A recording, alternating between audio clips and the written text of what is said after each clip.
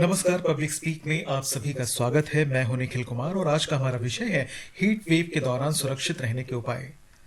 इस विषय पर बातचीत करने और आपके प्रश्नों का उत्तर देने के लिए आज स्टूडियो में आमंत्रित विशेषज्ञ हैं भारतीय मौसम विज्ञान विभाग के वैज्ञानिक डॉक्टर R.K. जैनामणि और लीडिंग हार्डिंग मेडिकल कॉलेज में मेडिसिन विभाग के प्रोफेसर डॉक्टर अनुपम प्रकाश।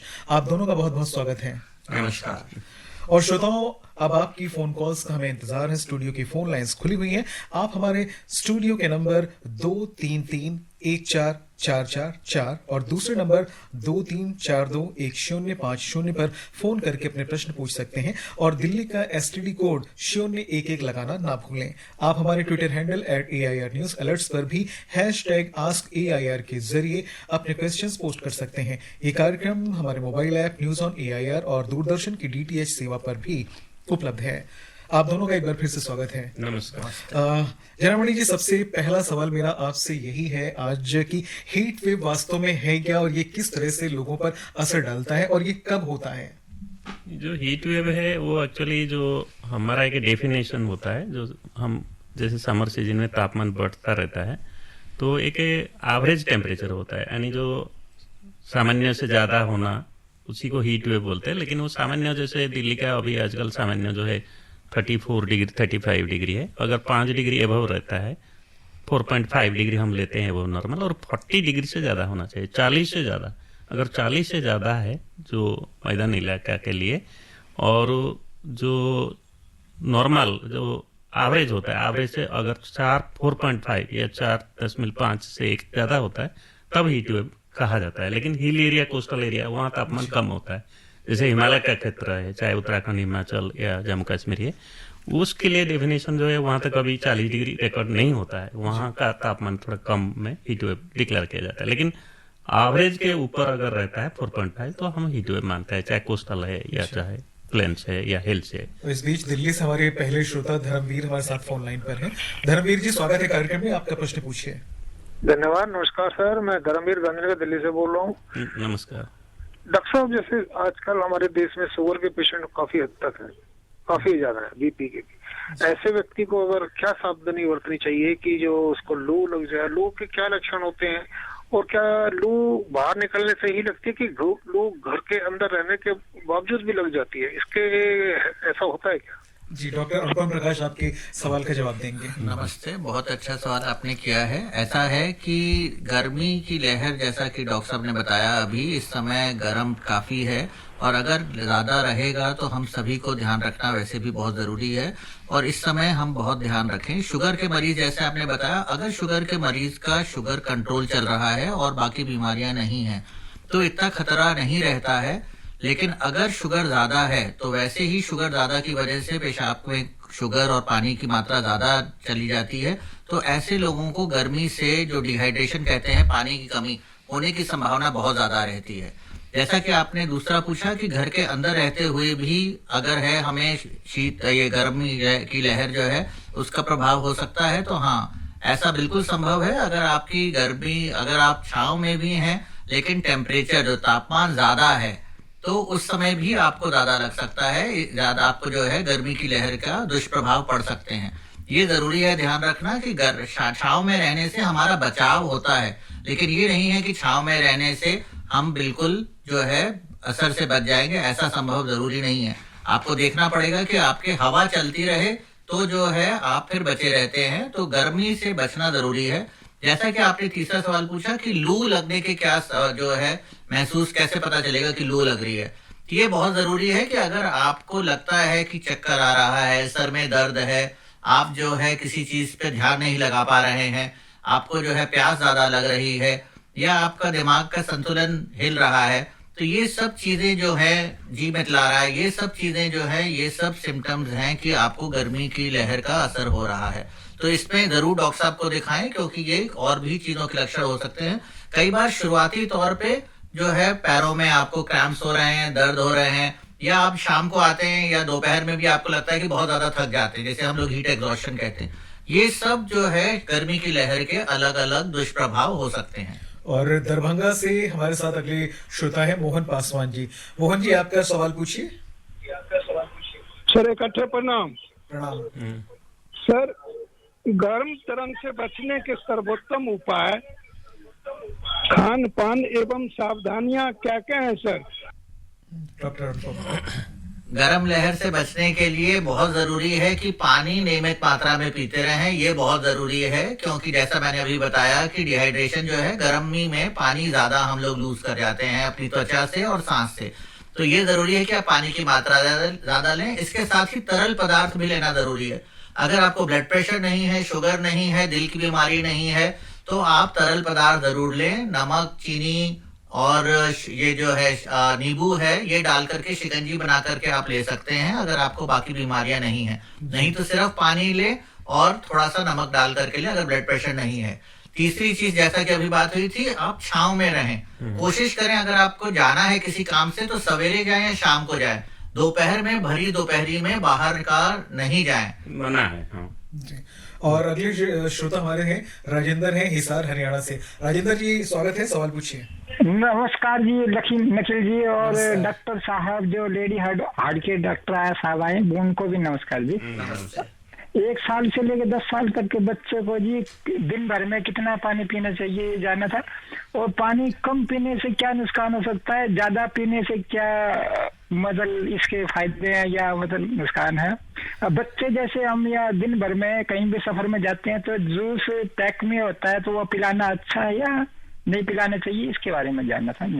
देखिए, गर्मी की लहर से बचने के लिए ये बहुत जरूरी है कि सभी लोगों का बचाव हो। लेकिन हाँ, आप बिल्कुल ठीक कह रहे हैं, कम उम्र के लोग जो हैं, बच्चे जो हैं और जो बुजुर्ग हैं, उनको बहुत ही ध्यान रखने की जरूरी है, क्योंकि इन लोगों में जो है गर्मी की लहर से जो तापमान का संतुलन होता है कई बार ठीक नहीं रहता है। तो ये लोग जो है, जिसे हम हीट स्ट्रोक कहते हैं, हीट एग्जॉस्शन है, इसको गर्मी के दुष्प्रभाव के ज्यादा ये लोग चांसेस होते हैं कि इनको हो सकते हैं।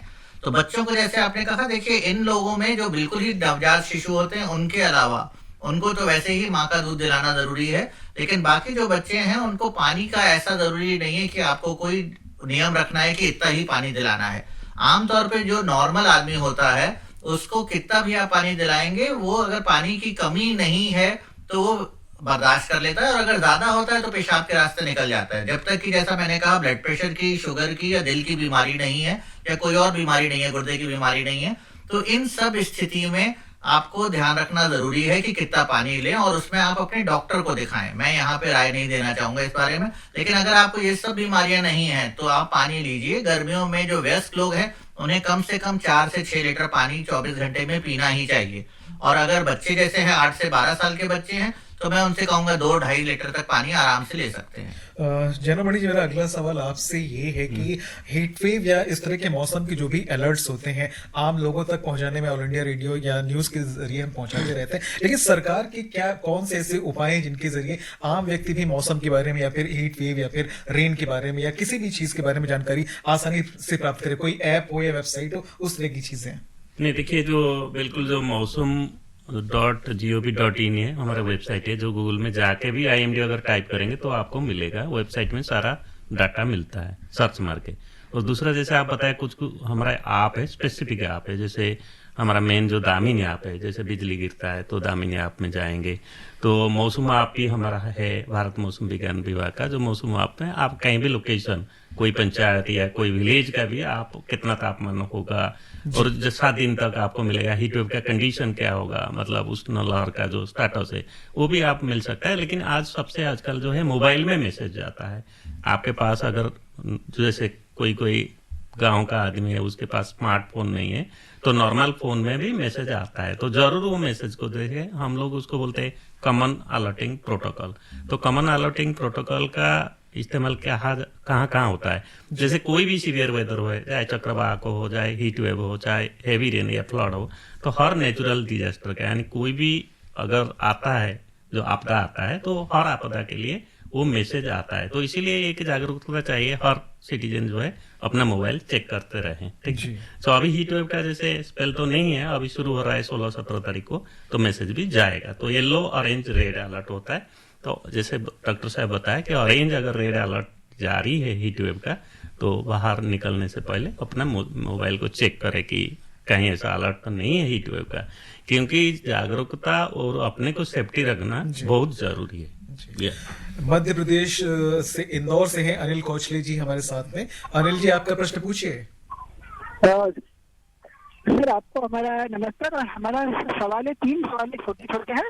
पहला सवाल ये है कि कौन से तापमान को रेड, येलो, इसमें येलो में गिना जाता है। और दूसरा सवाल ये है कि जिन शहरों में या देश के कई भागों में तापमान 40 से 45 डिग्री से ऊपर जाता है, तो उस समय जो समस्या होती है वह सबसे ज्यादा स्किन की समस्या होती है। और जो 2 व्हीलर चलाते हैं उनको तेज धूप से आंखों में परेशानी होती है। तो इन सबसे बचने के लिए क्या उपाय करना चाहिए? हाँ, बिल्कुल जैसे बताया कि अभी जैसे राजस्थान में जो है 40 से ज्यादा चल रहा है ऑलरेडी, जैसे मैंने बाड़मेर, जोधपुर है या जैसलमेर है, तो वहाँ जो तापमान है बहुत ज्यादा चल रहा है, 43-45 डिग्री है। और जहाँ तापमान 40 से ज्यादा होता है नॉर्मली हीट वेव का अलर्ट इशू किया जाता है। और जैसे मैंने बताया, येलो अलर्ट मतलब आप अपने को अपडेट रखिए, चाहे ऑल इंडिया रेडियो हो, दूरदर्शन हो, कोई भी मतलब प्रेस से या हमारा वेबसाइट या हमारा ऐप के थ्रू में अपने एरिया का तापमान पहले जानकारी ले। अगर 40 से ज्यादा है तो नॉर्मल येलो अलर्ट होता है, लेकिन अगर 42-43 चल रहा है तो ऑरेंज आता है। ऑरेंज मतलब आपको फुल प्रिपेयरनेस करना पड़ेगा, बाहर निकलने से पहले जैसे कपड़ा ढंकना पड़ेगा, और आपको अपने पानी, और जैसे बताया नींबू पानी और जो भी पानी हाइड्रेटेड रखे। और पर्टिकुलरली जो 2 व्हीलर में जाते हैं उनको हीट वेव का अटैक ज्यादा संभावना है, क्योंकि आप पूरा ओपन में ड्राइव कर रहे हैं। नॉट ओनली बहुत ज्यादा तापमान में, हमारा जो माप होता है तापमान, वो डोर के अंदर हमारा जो स्क्रीन है, इवन स्क्रीन के अंदर छाई में मापते हैं हम तापमान। वहां अगर 43 डिग्री रिकॉर्डेड है, तो अगर आप खुले रास्ता में जा रहा है, 2 व्हीलर ड्राइव कर रहे हैं, तो जरूर 50 डिग्री को सामना कर रहे हैं। तो वो देखते हुए आप 2 व्हीलर में मत जाइए, अगर जा रहे हैं तो बॉडी को पूरा कवर करके, और बार बार जैसे बताया कि आप छाई की जगह में रेस्ट करें और अपने हाइड्रेट करके फिर जाए। अब ये जो हीट वेव है इसके लिए बहुत सारा प्रिकॉशन और अलर्ट और वार्निंग के साथ चल। डॉक्टर अनुपम, आप क्या सलाह देना चाहेंगे उन्हें? नहीं, मैं यही सलाह दूंगा कि जैसा इन्होंने कहा, 2 व्हीलर पे बिल्कुल सही बात है। चमड़ी जो है बिल्कुल जो है खुश्क हो जाती है। इसमें आपको पानी की मात्रा ज्यादा लें, जैसा मैंने कहा, और तरल पदार्थ वाले, जैसे डॉक्टर साहब ने भी कहा, चाहे नींबू पानी लें, चाहे नारियल पानी लें। दूसरी चीज है, चाय, कॉफी और बाकी जो कोल्ड ड्रिंक्स वगैरह होते हैं वो ना लें, क्योंकि उनसे वैसे ही डिहाइड्रेशन थोड़ा सा होता है, पेशाब ज्यादा होता है। तो इन सब चीजों का बाहर जाने से पहले नहीं सेवन करें, वो बेहतर है। दूसरी चीज, जैसे कहा कि हाँ, स्कूटर पे या आप खुले में जाते हैं, तो अगर आप पैदल भी चल रहे होते हैं, जितना तापमान ज्यादा होता है तो आंखों में सूखापन या आपको गर्मी लगती है। तो उसमें यही है कि आंखें जो है ठंडे पानी से धोएं, या फिर जो है चश्मा लगाते हैं तो चश्मा लगा करके ड्राइव करें। ये जरूरी नहीं कि काला चश्मा लगाएं, लेकिन अगर आप सिर्फ ग्लासेस लगाते हैं, प्लेन ग्लासेस, तो भी उससे आप गर्म हवा से आपकी आंखें बचती हैं। तो ये जरूरी है कि आप जो है आंखों का, चमड़ी का, ये जरूर इसका ध्यान रखें। और पानी की मात्रा लेना बहुत जरूरी है। बलरामपुर उत्तर प्रदेश से रिंकी हमारे साथ है। रिंकी जी, स्वागत है, सवाल पूछिए। Hello sir, Ram Ram. राम राम, सवाल पूछिए। और हाँ सर, मैं दोनों एक्सपर्ट को मैं राम राम बोलना चाहूंगी। सर नमस्ते। नमस्ते। नमस्ते जी सर, मेरा प्रश्न ये है, जैसे तापमान को लेकर बात हो रही है और मतलब निखिल सर ने पूछा भी इसमें बहुत सारे सवाल, तो मैं ये जानना चाहती हूँ, जैसे मैं रूरल एरिया में आती हूँ, ग्रामीण, तो मैं देखती हूँ जैसे जो हमारे किसान होते हैं, फार्मर होते हैं, वो चाहे वो 35+ हो या 45 हो, वो उसमें काम करते रहते हैं। तो उनके लिए क्या सावधानी है प्रॉपर? नहीं, देखिए, जो बिल्कुल जैसे कि जो लाइवलीहुड होता है, यानी इनको डेली जो है खेती में जाना पड़ता है, लेकिन पॉइंट हम लोग जैसे बार बार बोलते हैं कि जो मई महीना और जून महीने का जो धूप है, तो आप जो है जैसे सुबह करें खेती, सुबह बहुत सुबह जाके, जैसे सुबह 6 बजे जाए और 9, 10, 11 बजे वो घर को अंदर आके रेस्ट करे, और उससे फिर शाम को आप कुछ और करना चाहते हैं, पानी देना चाहते हैं, बहुत सारा जो काम है जिसमें आपको लू नहीं लगेगा या जिसमें आप हीट का जो अटैक हीट वेव का नहीं होगा, वो अडॉप्ट करिए। यही हमारा अभी जो आ रहा है दिन भर दिन उभर के, कि जो लोग बाहर में काम करते हैं उनको हीट वेव का ज्यादा लगने का, लू लगने का शंका रहता है। तो इसलिए इसमें प्रिकॉशन, सेफ्टी रहना चाहिए। और बहन, आप लोग जैसे है गांव में एक जागरूकता बताइए सभी को कि भाई मध्य प्रदेश जो है काफी हीट वेव में रिपोर्ट होता है डेथ, और इसीलिए अगर हीट वेव और डाटा ले क्या चल रहा है एक्चुअली, जैसे मध्य प्रदेश में 16-17 को शुरू हो रहा है हीट वेव, तो उसके अंदर न जाए किसान जो है 11 बजे से 3-4 बजे तक। या मुंबई से राहुल पटेल जी हमारे साथ है। राहुल जी, आपका प्रश्न क्या है? नमस्कार सर, मेरा प्रश्न ये है कि सब कोई दोपहर के समय कोई धूप में बाहर निकल जाए और उसको लू की झपेट में आ जाए, तो उसको हम प्राथमिक उपचार क्या दे सकते हैं इसके उसकी स्थिति फिर से नियंत्रण में आ जाए? धन्यवाद। डॉक्टर अनुपम। देखिए, लू से बचाव बहुत जरूरी है। तो जैसा कि अभी डॉक्टर साहब ने भी कहा, दोपहर में जाना अवॉइड करें। अगर जाना ही पड़े तो सर ढक करके जाएं। जैसे किसानों का भी कहा, तो ये लोग गमछा रखते हैं, गीला पानी भिगो करके कपड़ा रखते हैं, जिससे बार बार आप सर पे रख लेते हैं। तो उससे आपको जो है गर्मी का जो आपके शरीर से जा रही होती है गर्मी कम जाती है। हल्के रंग के कपड़े पहने और जो है कसे कपड़े ना पहने। जैसे छांव में भी जैसे लू पड़ लगने का है तो पंखा चला करके रहते हैं लोग, और हल्के कपड़े यदि खुले रखिए और मोटे कपड़े ना पहने। आजकल लोग जैसे जीन्स वगैरह पहनते हैं, वो दिक्कत दुखता ही है, क्योंकि आपकी गर्मी निकलेगी, पसीना अंदर ही अंदर रहता है। और जो है हल्के रंग के कपड़े पहने। और अगर खुदा ना खास्ता आपको लू के सिम्टम्स जैसा मैंने बताया, चक्कर आना, सर दर्द, घबराहट, आपका कंसंट्रेशन आप नहीं कर पा रहे, ध्यान नहीं लगा पा रहे हैं, आपको उल्टी सी लग रही है और आप बेहोशी की हालत पे आ रहे हैं, अगर आपका ऐसा हो ही जाता है ना खुदा ना खास्ता, तो अस्पताल जाएं। उस समय जाते समय आप ठंडे पानी की पट्टियां रख सकते हैं। अगर आमतौर पे साधारण पानी की भी पट्टियां रखेंगे तो टेम्परेचर जो है शरीर का कम आ जाता है। तो ये जरूरी है कि आप चाहें कितना भी जो है ठंडक में रखें, उसे छांव में रखें, कपड़े से जो है ठंडे पानी की कट्टियां रख करके उसका जो ताप है वो कम करने की कोशिश करें और अस्पताल लेकर के जाएं। अगर होश में है तो ठंडा पानी जरूर पिलाएं, जिससे कि टेम्परेचर शरीर का कम हो सके। डॉक्टर जनामणि, आपसे पूछना चाहूंगा, जैसे आजकल जो माहौल चल रहा है, ऐसा माना जाता है कि टेम्परेचर काफी नॉर्मल से बढ़ चुका है, वैश्विक स्तर पर भी बढ़ोतरी आ चुकी है। भारत में शायद वैसी स्थिति नहीं है, अभी तक ऐसा सुनने में नहीं आया। तो इन सारी चीजों को ध्यान में रखते हुए सस्टेनेबल कूलिंग किस तरह से की जा सकती है? नहीं, देखिए, जो आप बताया, ऐसा नहीं है कि भारत में भी तापमान बढ़े नहीं है। भारत में भी जो 0.6 डिग्री जो पिछले 6 साल 100 ईयर्स में बढ़े हैं एक्चुअली, और इवन हीट वेव का जो संख्या है उसका भी बढ़ा है और इंटेंसिटी भी बढ़ा है। पिछले बार दिल्ली में तो बहुत ज्यादा हुआ था। तो इसको देखते हुए, जैसे वो ग्रीन छात बोलते हैं कि आप घर का जो, चाहे आप कहीं भी रहे तो घर के ऊपर कुछ ग्रीन कवरेज आता है, तो बहुत सारा अवेलेबल है। आप गूगल सर्च मार के भी देख सकते हैं। जैसे गांव में कोई आपका अगर कंक्रीट छात है तो उसके ऊपर आप कुछ डाल सकते हैं, कुछ नड़े डाल सकते हैं, जैसे पैडी का जो स्ट्रॉ, और कुछ पानी डाल के आप खुद कूलिंग कर सकते हैं। क्योंकि जो एयर कंडीशनिंग है, अगर देखा जाए, इंडिया में 8% जो पॉपुलेशन है वो ओनली अफोर्डेबल एयर कंडीशनिंग में है, यानी 92% जो है विदाउट एयर कंडीशनिंग है। तो वो 92% तो यही जो अडॉप्ट करते हैं कि कैसे टेम्पररी गर्मी से बचे। जैसे कूलर है ना, ये एक एडप्टेबिलिटी है मतलब। और अदरवाइज जैसे अगर बाहर आप काम कर रहे हैं तो बार बार आप गामछा अगर कवर करें अपने शरीर को, और जो बोलते हैं ना, जो कोई भी सिम्टम आने न दिया जाए, क्योंकि हीट वेव जो है किलर होता है, very difficult to tackle once body get into the heat wave. और इस बीच बेंगलोर से हमारे साथ श्रीकांत जी हैं। श्रीकांत जी, आपका सवाल पूछिए। नमस्कार जी। नमस्कार। मुझे इस बात की बहुत खुशी है कि आईएमडी के प्रधान हम लोग न्यूज में सुनते थे, आज उनसे बात करने का मौका मिल रहा है। बहुत बहुत नमस्कार आपका। नमस्कार। बहुत बहुत भाई साहब, मेरा सवाल ये है कि जिन शहरों में कभी लू नहीं चली, वहाँ भी अब लू चलने लगी। हमारे बेंगलोर में पिछले सीजन में एक दिन की लू चली थी। और दूसरा ये कि आप लोग की तरफ से एक टोल फ्री नंबर था कि पूरे भारत का टेम्परेचर मिलता था, उस नंबर को कृपया फिर से चालू करवा दीजिए, वो बंद कर दिया गया।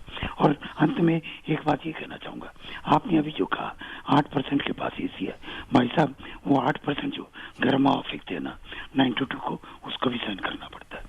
नहीं, बिल्कुल, आपका सारा जो पॉइंट है, जैसे बताया कि हमारा जो टोल फ्री नंबर था, मैं बिल्कुल कोशिश करूंगा उसको दोबारा चालू करने के लिए। और जैसे बताया कि अर्बन हीट आइलैंड जो होता है, कोई कोई सिटी में कंक्रीट बढ़ने के कारण और ग्रीन कवरेज कम होने के कारण, जैसे बैंगलोर है, कहीं कहीं है, अर्बन हीट आइलैंड डेवलप हुआ है। और जरूर आप जो बताया और जो एक्सपीरियंस वहां से किया है, धन्यवाद है। और दूसरा आप जो बताया कि जो एसी से जो गर्म निकलता है, वो तो बिल्कुल एक कारण है कि जो पास वाला जो है ना, क्योंकि कहीं से निकलता है और कहीं भी गर्मी होता है, तो वो बिल्कुल सारा पॉइंट जो है, अभी तो वही प्रश्न पूछे थे कि भाई जो सस्टेनेबल कूलिंग जो है वो कौन सा सोल्यूशन है जो सस्टेनेबल कूलिंग करता है। तो सस्टेनेबल कूलिंग में तो ये बोलूंगा, जो पुराना जो हमारा घर बनता था, जिसमें छत और जिसमें वॉल जो है बहुत थिक होता था, और इवन मिट्टी का भी घर होता था, जो नेचुरल कूलिंग था, वो तो जरूरी है। आजकल भी वही बड़े बड़े मीटिंग में यही डिस्कशन हो रहा है। धन्यवाद जी।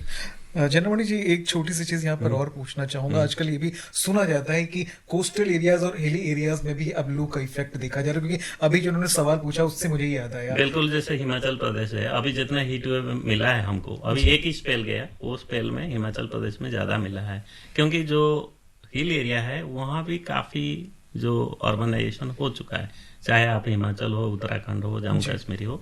और जो कोस्टल एरिया है, आप तो सभी देखे हैं, हम लोग कोस्टल एरिया में तो सारे बिग सिटीज, बॉम्बे हो, मद्रास हो, सभी कोस्टल सिटी, अभी बॉम्बे में भी तो हीट वेव हुआ था अभी मार्च में, टेम्परेचर जो है 38 जो है 8 डिग्री 9 डिग्री अब नॉर्मल था बॉम्बे में। तो ये ट्रेंड है, वो तो not only in India, New York से लेकर के कहीं भी आप जाइए तो ग्लोबल वार्मिंग, क्लाइमेट चेंज का इम्पैक्ट है। तो इसीलिए तो अभी हम लोग ग्रीन एंड जो जीरो जो बोलते हैं कि जीरो कार्बन की बात करें 2070 में हमारा पीएम साहब। और जयपुर राजस्थान से प्रमोद हमारे साथ हैं। प्रमोद जी, आपका सवाल क्या है? जी नमस्कार। मैं खाली पेट या स्पाइसी भोजन जो लेते हैं या इम्यून सिस्टम जिसका डाउन है, उनको भी लू का वो है क्या? दूसरा क्वेश्चन है कि हमें इमरजेंसी दवा उस समय क्या रखनी चाहिए, जैसे इलेक्ट्रोल पाउडर या और भी कोई दवा। तीसरा क्वेश्चन ये था कि जो फ्लैक्चुएट होता है, जैसे एसी से एकदम से बाहर निकलते हैं, जो फ्लैक्चुएट होता है जैसे कार से या घर से बाहर, वो उसमें कितना घातक है, प्लीज बताइए। देखिए, पहली चीज है कि आपको अपने पास पानी और तरल पदार्थ रखें, वो जरूरी है, और उसका सेवन करते रहें। हर थोड़ी देर पे पानी या तरल पदार्थ लेते रहें, वो जरूरी है, जिससे कि आपको जो है पानी की कमी ना हो और लू ना लगे। ऐसे ही कई और फल आते हैं आजकल, फल का सीजन है, तरबूज है, खरबूजा है, लीची है, ये सब लेने से फिर पानी की मात्रा शरीर में ज्यादा रहती है, तो आप इसका सेवन करें, लू लगने के चांसेस इससे कम हो जाते हैं। और आपने पूछा कि ये कार से बाहर अगर निकलते हैं, या ये जरूरी है कि हाँ, अगर आप ठंडे से गर्म में जाते हैं, गर्म से ठंडे में जाते हैं, तो उससे लू का प्रभाव पड़ने के चांस नहीं होते हैं। लेकिन हाँ, टेम्परेचर फ्लक्चुएशन से आपका इम्यून सिस्टम, जो आपने कहा, तो इम्यून सिस्टम कम हो जाता है आपका, जो है उसका, उसमें आपको इन्फेक्शन जैसे नजला, जुकाम या वायरल इन्फेक्शन जैसे फ्लू के हैं, ये होने के चांसेस बढ़ जाते हैं। दिल्ली से एनपी सिंह फोन लाइन पर हैं। एनपी सिंह जी, सभी आपका पैनलिस्ट को मेरा नमस्कार। नमस्कार। मेरा बड़ा सिंपल सा 2 क्वेश्चन है। सबसे पहले तो क्वेश्चन ये है कि मान लो लू लग गई, अब इमीडिएटली हमें एसओएस क्या करना है? दूसरा क्या है कि अब हॉलीडे सीजन आ रहा है, कोई ना कोई कहीं ना कहीं जाता है, जो हिल स्टेशन घूम आए हैं वो दूसरी जगह जाएंगे, तो वहां पर अगर गर्मी है तो हमें उस चीज से वो क्या क्या प्रिकॉशन रखें ताकि भाई वो, या मतलब वो लग जाए तो क्या हो? जी देखिए, लू से बचाव ही जो है, prevention is better than cure वाली बात है, तो बचाव ही सबसे ज्यादा जरूरी है। और हाँ, बच्चों की छुट्टियां हैं, जरूरी है कि घूमने जाएं, ये भी बहुत जरूरी है। लेकिन आप घूमने के लिए शहर से बाहर ना जाएं, अपना सवेरे और शाम के समय बच्चों को पार्क ले जाएं, सवेरे और शाम जो है खेलने के लिए आउटडोर स्पोर्ट्स कराएं। सिर्फ हम लोग जो है हिल स्टेशन का रुख कर लेते हैं, जैसा डॉक्टर साहब ने बताया, हिल स्टेशन पे भी लू और जो गर्मी की लहर है वो बहुत ज्यादा घातक हो सकती है। तो उसमें जाकर के, और आजकल आपने देखा ये सभी लोग हिल स्टेशन जाते हैं तो कितनी लंबी कतार रहती है, उससे जैसे जीरो कार्बन की जगह तो और ज्यादा कार्बन एक्सपेंडिचर होता है और समय का नाश होता है। तो बेहतर है कि आप अपना ऐसी जगह जाएं जहां आपको ठंडा रहे, तो आप घर के अंदर रहें, बच्चों के साथ अपना समय व्यतीत करें और बच्चों को सवेरे और शाम खेलने के लिए ले जाएं। वो ज्यादा जरूरी है कि आप लू के खतरे से बच्चों को या अपने को अवगत कराएं। डॉक्टर साहब, इसमें एक चीज और उन्होंने पूछी थी, प्राथमिक उपचार क्या हो सकता है? हाँ, प्राथमिक उपचार, देखिए हम लोग सब कहते हैं कि लू लग गया, तो अब लू लग जाए का कितना असर है वो जरूरी है। अगर बच्चे को या बड़े को सिर्फ चक्कर आ रहा है, घबराहट आ रही है, तो आप पानी का सेवन कराएं और उसे आराम कराएं और ठंडी जगह रखें, ये जरूरी है। अगर बच्चा गफलत में जा रहा है या बड़ा जो है गफलत में जा रहा है, होश नहीं है या ध्यान नहीं कर पा रहा है या मुंह से नहीं ले पा रहा है, तो ऐसी स्थिति में सिर्फ ठंडे पानी की पट्टियां रखें और जो है उस बच्चे या वयस्क को अस्पताल ले जाए। डॉक्टर जनमणि, आपसे मैं पूछना चाहूंगा कि जो हीट वेव होती है सिर्फ दोपहर के समय होती है या शाम को हो सकती है, रात को भी हो सकती है, या अल सुबह भी हो सकती है? बिल्कुल, ये बहुत इंटरेस्टिंग क्वेश्चन है। जो हीट वेव का जो मैक्सिमम देखा गया, जो हम बोलते हैं इम्पैक्ट फैक्टर, यानी कब हीट वेव लगता है, तो हीट वेव का 4 पैरामीटर होता है। जैसे आज अगर हीट वेव शुरू हुआ, एक तो ये है कि कौन सा दिन में पहुंचा है, कभी कभी दिल्ली में कंटिन्यूअसली पिछले साल 15 दिन 20 दिन हुआ, तो वो एक तो स्पेल होता है। दूसरा, वो पर्टिकुलर डे का तापमान कितना गया दिन का,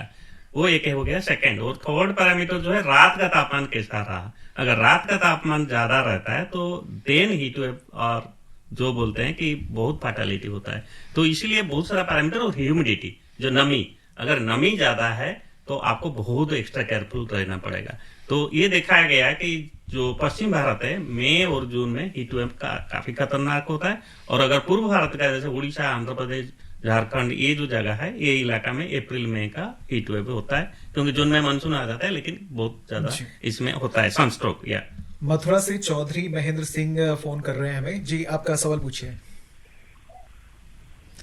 महेंद्र जी आपका सवाल पूछिए। जी, आदरणीय आमंत्रित विशेषज्ञ महोदय नमस्कार। नमस्कार सर, मेरा प्रश्न ये है कि जो लोग 12 महीने जलती हुई भट्टियों पर काम करते हैं वो अपने आप बचाव कैसे कर सकते हैं? नहीं, बिल्कुल मैं इसको इसी तरफ लूंगा कि पुराना जमाना में हो सकता है कोई मतलब उस टाइम का तापमान इतना नहीं था और इतना लंबा हीट वेव नहीं चलता था। लेकिन आजकल कोई अगर काम कर रहा है, मेरे पास तो ऐसे कोई ना मीडिया में रिपोर्ट आई, ऐसे मतलब सोचना ठीक नहीं है, क्योंकि आजकल का लोग बहुत केयरफुल है और दोपहर में बिल्कुल निकलते नहीं है अनटिल अनलेस कोई जैसे अर्जेंट काम है तो निकलते हैं, तो अपने सेफ्टी के साथ निकलते हैं। लेकिन जो भाटी आप जो बताया कि जो काम करते हैं भाटी में, चाहे ईट के भाटी हो कहीं भी हो, बट वहां भी काफी जागरूकता बचाव वो करते हैं। इवन कंट्रैक्टर हो या जो भी लगाया वो भी उनको रेस्ट देता है, चाहे वो कंस्ट्रक्शन में है, कोई घर का चल रहा है, कोई बड़े बड़े सिटी में। तो सरकार सारा जगह में काफी जागरूकता है। मुझे नहीं लगता है कोई लंबा टाइम काम करता है, क्योंकि आजकल का तापमान बहुत ज्यादा रहता है। थाने महाराष्ट्र से गुरुनाथ हमें फोन कर रहे हैं। गुरुनाथ जी स्वागत है, प्रश्न पूछिए आपका। जी सर नमस्कार। नमस्कार सर, मेरा क्वेश्चन है सर, ये मतलब टेम्परेचर तो ज्यादा ही है नहीं, लेकिन मतलब 40, 45, 50 तक पहुंचता है। तो सर ये जो बुजुर्ग आदमी को मतलब जिनको कुछ मतलब पहले से बीमारी है और इसमें देखा गया है कि मतलब कुछ यंग लोगों का भी डेथ हो चुका है लू लगने से, तो सर इसमें मतलब क्या पानी की मात्रा एकदम से शरीर से कम होने के बाद ही मौत तो मतलब ये डेथ होती है? और ये जो मतलब ये जो यूरिन के सर जो यूरिन के बारे में पूछ रहा हूँ, यूरिन जो करते समय जो मतलब उसकी जलन, इसके मतलब ज्यादा टेम्परेचर बढ़ने से मतलब क्या है यूरिन के लिए मतलब क्या तकलीफ क्यों होता है? डॉक्टर अनुपम। देखिए, बुजुर्ग लोगों में पानी की मात्रा कम होने की एक अलग बात है। अगर पानी ज्यादा देने में भी उन्हें देखना पड़ता है, दिल की दिक्कत ना हो तो आपको वो भी देखना पड़ता है। और बुजुर्ग लोगों में सबसे बड़ी बात है जो उनका मस्तिष्क में जो तापमान का संतुलन होता है, थर्मो रेगुलेटरी सेंटर, वो उम्र के साथ साथ कई बार क्षीण हो जाता है, जिसकी वजह से वो गर्मी के प्रभाव में उस हिसाब से पूरे शरीर से गर्मी का असर ज्यादा जल्दी असर कर जाता है। तो इसलिए बुजुर्ग लोगों में हमें ध्यान देना जरूरी है। तो ये बहुत जरूरी है। पेशाब की मात्रा, अगर आप कम पानी पी रहे हैं तो पेशाब की मात्रा जो है कम होती है और उसमें फिर आपको जलन हो सकती है। तो उसके लिए आपको पेशाब की जांच एक बार करानी पड़ेगी। अपने डॉक्टर से जरूर परामर्श करें। इसलिए डॉक्टर जनमंडी के चलते चलते आप हमारे श्रोताओं को क्या सलाह देना चाहेंगे, किस तरह का उन्हें व्यवहार रखना चाहिए? नहीं, बिल्कुल यही अपने को सेफ्टी रखने के लिए आप अपना ही ख्याल रखें। और ऑलवेज जो है आप ऑल इंडिया रेडियो या दूरदर्शन जहां भी आपको इन्फॉर्मेशन लेना पड़ता है या वेबसाइट जाए और पहले अपना तापमान देखे, इलाका या जहां जा रहे हैं आप टूर कर रहे हैं उसका तापमान ले और अवॉइड करें जो दोपहर में ट्रैवल करना है। ये डॉक्टर अनुपम आप क्या कहेंगे? मैं कहूंगा अपना ध्यान रखें, घर में सभी का ध्यान रखें, पानी ज्यादा पिएं और बाहर विचरण ना करें धूप में।